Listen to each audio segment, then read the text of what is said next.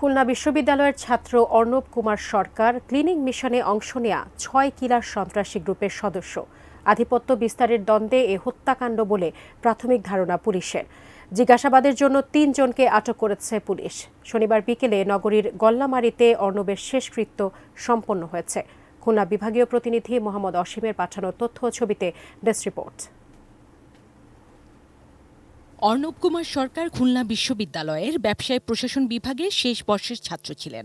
শুক্রবার রাতে বন্ধুদের সঙ্গে নগরীর ব্যস্ত সড়ক শেখপাড়া তেঁতুলতলায় একটি চায়ের দোকানে বসে চা পান করছিলেন। সে সময় ৩টি মোটরসাইকেলে দুর্বৃত্তরা এসে ফাঁকা গুলি ছুড়ে ভয়ে অর্ণবের বন্ধুরা পালিয়ে যায়। দুর্বৃত্তরা প্রথমে অর্ণবের ডান হাত, পিঠ, হাঁটু ও গোড়ালিতে ধারালো অস্ত্র দিয়ে কোপায়।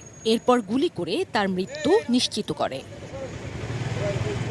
পুলিশ আরও বলছে, কিলিং মিশনে অংশ নেয় নগরীর আলোচিত একটি সন্ত্রাসী গ্রুপ।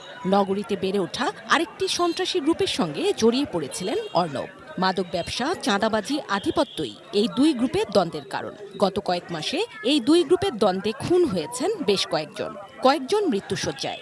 এসব কারণের পাশাপাশি অন্য আর কোনো কারণ বা অর্ণব মিসিং টার্গেট হয়েছে কিনা খতিয়ে দেখছে পুলিশ।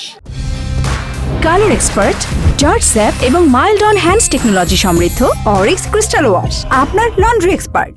সাথে সাথে আমরা যখন ঘটনাস্থল ভিজিট করি তখন উপস্থিত জনতা যারা ওখানে ছিলেন তাদের কাছ থেকে আমরা প্রাথমিকভাবে জানতে পারি যে প্রথমে 3টা মোটরসাইকেল আসে এবং খুব ঘটনার পরপরই আরও 7-8টা আনুমানিক মোটরসাইকেল এসেছিল বলে যারা তখন ঘটনাস্থলে উপস্থিত ছিল তারা আমাদেরকে জানিয়েছে।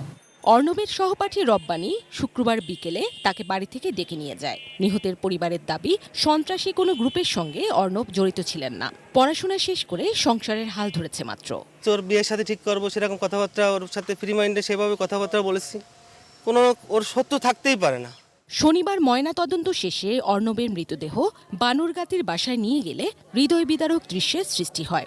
বিকেলে গল্লামারীতে দাহ করা হয় তাকে। জিনিয়া ইসলাম, ডেস্ক রিপোর্ট, 18 নিউজ।